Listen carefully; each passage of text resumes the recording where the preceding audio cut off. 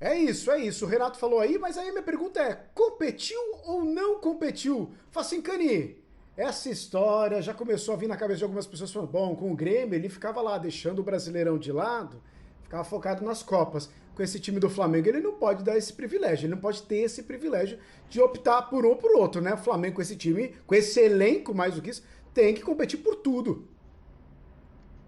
Pergunta pro Jorge Jesus. O que ele passou no Flamengo, né? Teve de competir, conseguiu, se virou bem, até com um elenco menor que esse, em duas frentes. O Renato tem 3 frentes, ele tem até a Copa do Brasil como uma outra questão. E no Flamengo, a gente sabe que o investimento é pesado para ganhar as 3 competições. Claro que, esportivamente, dentro de campo, uma coisa ou outra pode mudar, um dia pode dar errado, o Flamengo pode perder. O Flamengo é um time de seres humanos, não um time de robôs, que são programados só para vencer 100%. Agora, com o investimento que o Flamengo está fazendo, trazendo mais 2 reforços, podendo chegar um 3º reforço. Fala-se do nome do Davi Luiz, que está só na guarda da situação do Benfica para decidir se ele vai para a Europa ou fica aqui no Rio de Janeiro para jogar no Flamengo. Ele tem proposta em mão, né? Tá dependendo, claro, de uma diferença salarial aqui, acolá, que a Europa pode pagar para ele, que talvez aqui no... Enfim, a questão toda a gente já trouxe informação na última sexta-feira. Então, o Flamengo está montando também um elenco para alternativas como essas outras competições além da Libertadores. Então o Renato sabe muito bem que o desenho aqui no Flamengo é o seguinte: ou vai para ganhar tudo, ou então continuaria de férias lá em casa, que estava tudo tranquilo, sem pressão, Luciano.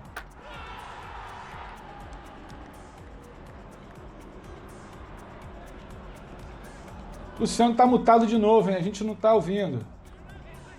Agora nem eu. Tá mutado aí, seu Luciano. Tira o mute aí, fala com a gente. Deixa eu te fazer uma pergunta, Pedro.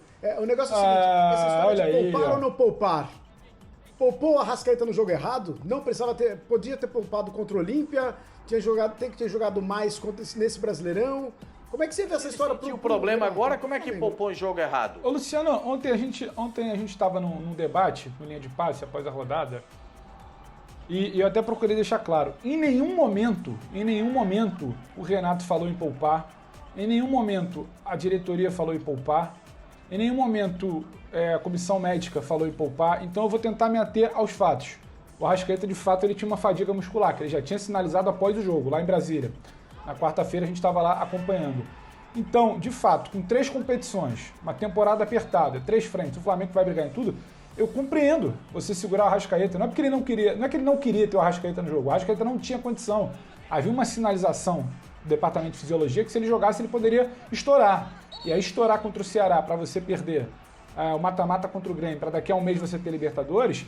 Então acho que assim, eu só fico um pouco mais, com o pé um pouquinho mais no chão, antes de falar sobre essa situação de poupar, porque eu ainda não vejo essa situação. A ordem dentro do Flamengo ela é muito clara. O Flamengo quer ir para cima nas 3 frentes.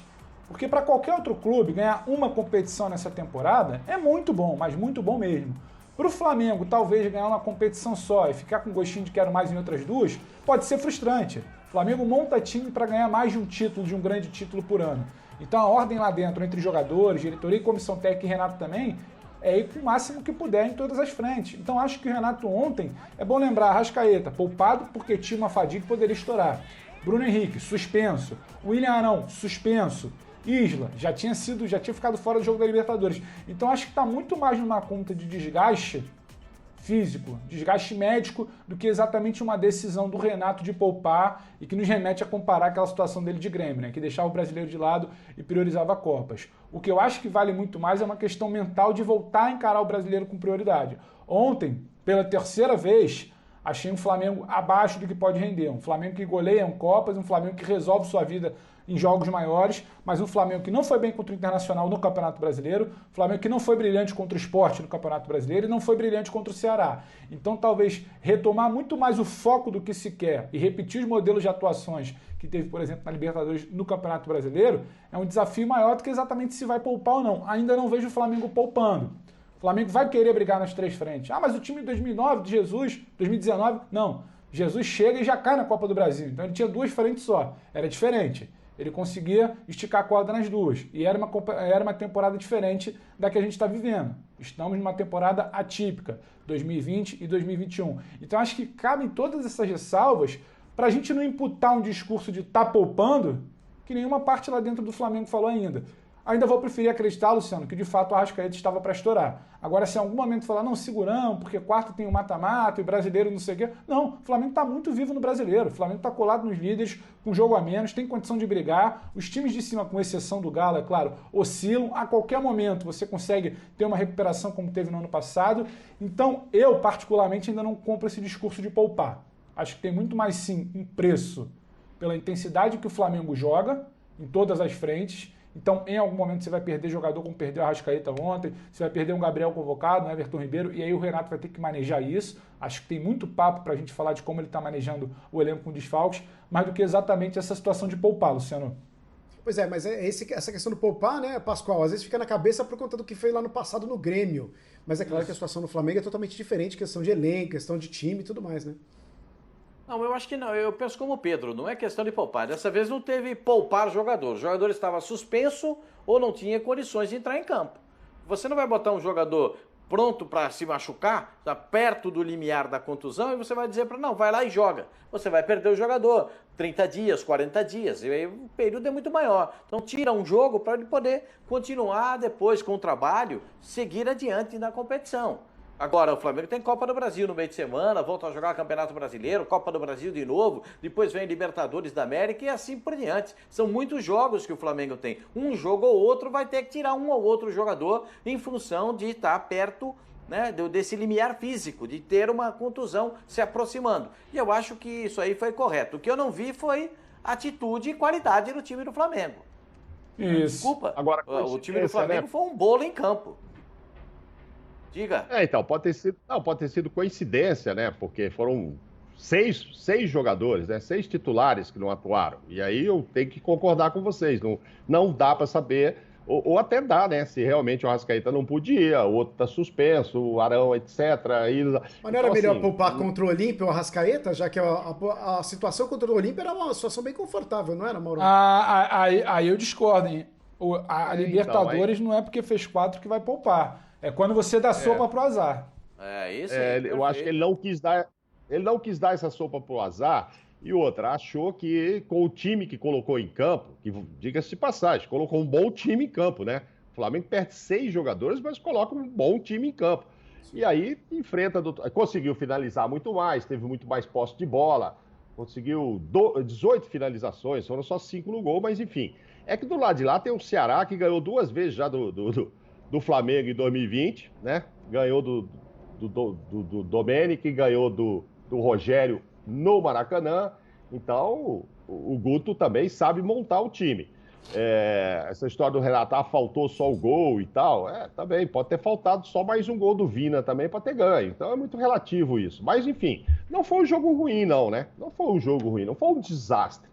O que mais estranhou, que eu acho que está sendo muito questionado aí e faz sentido, é pensar no Pedro. O Pedro fica pensando assim, me parece que ficou muito claro ontem nesse jogo que ele é exclusivamente reserva do Gabigol. Porque, a princípio, podia se achar, não, ele é reserva do quarteto lá na frente. Né? Aquele quarteto não dá para mexer, eu não vou botar o Pedro junto com o Gabigol, porque eu vou tirar quem do time e tal. Então, muita gente, talvez o próprio Pedro, imaginasse assim, se sai alguém aqui, o cara vai dar um jeito de me colocar. Mas, na verdade, o Pedro é centroavante mesmo, ele tem que jogar ali do Gabigol, não dá exatamente para colocar no lugar do Arrascaeta. E com o Renato, jogadores como Vitinho e Michael passaram a ter uma importância maior, mais confiáveis. O Pedro pegou uma fase, goleador, tal. Mas depois da história da Olimpíada, a volta, a Covid e tal, o Pedro não é aquele mesmo antes de Olimpíada lá. Antes da convocação lá, que não aconteceu. Ele também se esforça e tal, mas já não está tendo nem a sorte da bola entrar do jeito que entrava antes e com a qualidade que ele tem. Mas me pareceu que ficou muito claro, já que o Gabigol não estava fora, então não tem lugar para você, Pedro. Aqui eu vou adaptar o Vitinho, que joga aqui, vou usar o Michael, etc. E você é só para a vaga do Gabigol. E aí eu não sei como é que fica a cabeça do Pedro nessa hora. Porque também depois o Renato vir para as entrevistas e falar que todo dia conversa com o Pedro e que toda vez coloca ele no jogo ou coloca como titular, Depende de que hora ele coloca no jogo. Ontem ele colocou aos 83 minutos, e junto com mais 3 ou 4 jogadores. Né? Foi uma mudança imensa. Ele descaracteriza o time, o que também não ajuda o Pedro. Aí depois vai contabilizar para o Pedro, mais um jogo em que o Pedro não fez gol, porque a gente faz aqueles quadros, o Pedro antes do problema da Olimpíada era um gol por jogo, o Pedro depois, nossa, agora são tantos minutos, o Pedro só fez 2 gols, etc. Mas peraí, o Pedro tem entrado muito nos finais dos jogos, muito nos finais. E é de ontem, então, Maurão, junto com mais 3 jogadores, pode falar. Ficou difícil, né, Felipe, para ele. Assim, só antes de você falar... Só antes de você falar, não, assim, deixa pode eu só terminar, chamar... Maurão. Termina que eu emendo. Terminei, pode falar, o Mauro citou... É que o Mauro citou o Renato falando a respeito do Pedro. Vamos ouvir o que ele falou exatamente? Aí na volta o Mauro termina e já passo para você na sequência, tá bom, Facinca? Vamos ouvir o Renato Gaúcho falando Tá do bom, Pedro. beleza. Depois eu tenho conversado quase que diariamente com o Pedro. Falei outro dia mesmo, tive uma conversa muito boa com ele. Falei que é um jogador que tem muitas qualidades e é um jogador novo. Futuramente ele vai estar na seleção brasileira, sem dúvida alguma. Só que hoje também ele joga numa posição que tem o Gabigol. E eu sempre falo pro meu grupo, hoje em dia é até difícil você escalar a equipe do Flamengo, pela qualidade de jogadores. Infelizmente só pode jogar 11. E ele joga numa posição que tem o Gabriel. Já comigo ele jogou praticamente todos os jogos, ou saiu de cara ou entrou durante a partida, o Pedro. Tentei colocá-lo várias vezes, inclusive com o Gabriel em alguns jogos. Mas tem jogos e jogos para que os dois possam jogar juntos, porque com os dois, nenhum dos dois tem característica de voltar e a equipe fica muito exposta. Então, dependendo do que a gente precisa no jogo, os dois podem estar juntos. E aquilo que eu falei, o Pedro tem o espaço dele. Tá aí, é isso que o Mauro falou, né? Ele falou a respeito do Pedro. E aí, Mauro, só porque você falou, temos uma tela aí, essa história de jogarem juntos ou não, minutos em campo, com ambos 241, só o Gabigol 1159, só o Pedro 891. Gols, com os dois em campo, 5, só o Gabigol. E aí a vantagem é por conta também do Gabigol, né, ter participado mais dos jogos aí como titular e tudo mais, 39-16 minutos por gol. A gente tem ali embaixo, essa tela foi feita aí pelo Data ESPN, trazendo pra gente todas as informações. Termina lá, Maurão, falando a respeito do Pedro, e aí na sequência a gente ouve o Facincani aí. Desculpa, Facincani, vambora. Não, era exatamente sobre isso, mas se você olhar o momento que entrou o Pedro no jogo hoje, se olhar desde o primeiro jogo do Renato contra o Defensa e Justiça, que o Pedro entra no lugar do Everton Ribeiro lá no finalzinho também. E aí você vai contabilizar os jogos do Pedro com o Renato, você vai dizer, nossa, jogou 10 vezes. Pô, mas 10 vezes, 5 minutos, 7 minutos. Contra o ABC jogou o tempo todo e tal. Mas enfim, ele tem jogado pouco. Eu não estou defendendo e não defendia lá na história, já com o Rogério Ceni, tem que dar um jeito de colocar os dois, que eu acho muito difícil desmontar esse quarteto. E aí é isso aí, essa justificativa do Renato faz sentido. Se eu colocar os dois, não recompõe, aí vou tirar quem? O Arão ou o Diego? Entendeu? Não vai tirar. Só se o Everton Ribeiro der muita brecha, né? Que o Everton não está no máximo que pode jogar, mas ainda assim o Pedro não me parece que será a opção. Ele vai colocar o Vitinho, o Michael, muda a característica do um, do outro, mas não é o Pedro. Então é isso, ele chega nessa entrevista e diz, não, o Pedro, se não jogar essa Copa, vai jogar outra, tal. A gente também acha, é um baita centroavante. Só que tá jogando pouco, e ontem, aí precisa saber o que ele tá pensando. E ele tem que entender isso, porque ontem não tinha 2 peças do quarteto, né? O Bruno e o Arrascaeta. Será que ele pensou, agora eu entro, de um jeito ou do outro?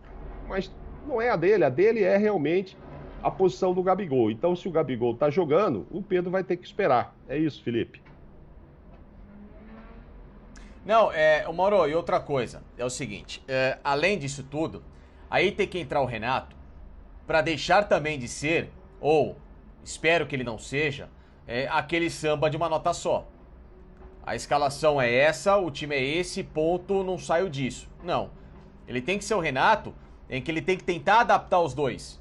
Porque não são atletas que cada um tem funções específicas e você não consegue pôr para jogar o Pedro e o Gabriel. Claro que dá para pôr para jogar. Dá sim. Aí ele pode fazer um time diferente. Ele pode fazer um time treinado para 3 zagueiros. Ele pode ter a base titular dele, ótimo. A escalação de Nicole Salteado do Flamengo, todo mundo sabe de cabeça. A gente pode saber e entender que o Flamengo, na sua melhor condição, ele vai jogar com a linha de 4, o meio-campo com os 2 volantes, os 3 caras ali um pouco na intermediária, mas o Gabriel um pouco à frente, ou então o Bruno Henrique, 4-4-2, enfim, não importa. A gente sabe disso.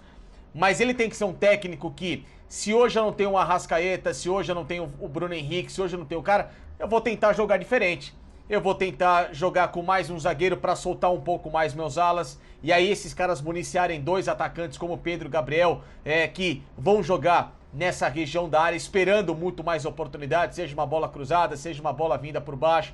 Então o Flamengo é cobrado e o Renato tem que ser cobrado para ter essa versatilidade. Ó, você tem um elenco aqui para valorizar os atletas. E para valorizar os atletas, se não dá no esquema que você gosta de jogar, tente colocar um outro esquema. Tente trabalhar com outras vertentes. Ontem, por exemplo, o Flamengo poderia ter jogado num esquema diferente. Poderia ter jogado com 3 zagueiros ontem. Poderia ter soltado os 2 alas, tanto o Mateuzinho como o Felipe Luiz. 3 zagueiros, mas não tem tudo isso.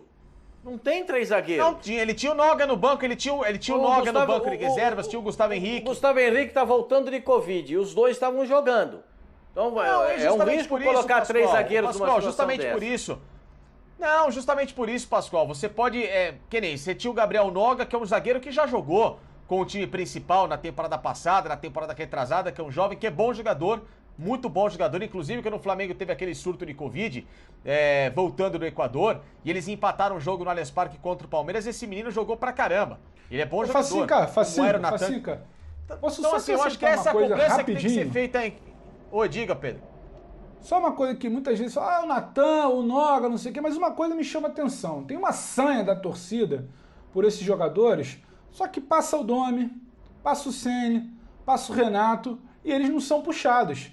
Então eu me permito, entre aspas, desconfiar o que tem sido feito nos treinos.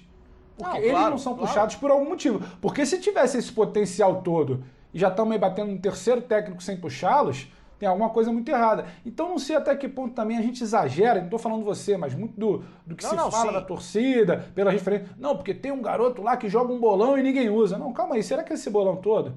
Será que o treinador não está acompanhando? Você tem Bruno Viana mal, Léo Pereira tentando se recuperar, Gustavo Henrique já foi questionar. Tinha brecha para todo mundo ser testado. E não foram. Então eu prefiro a gente não vê treino. O treinador fala muito pouco sobre quem não está jogando. Então, acho que carece um pouco mais da gente entender se realmente é o Noga para um jogo com tantos desfalques fazer uma tentativa. Ainda que eu concorde com você que o Renato ontem, para mim, foi extremamente conservador. Mas eu vou falar depois. Completa aí. Não, porque assim, Pedro, eu só posso falar daquilo que eu vi, certo? O que eu não vejo, que é o treino, eu não posso falar. O pouco que eu vi, eu falei, pô, esse menino é bom jogador.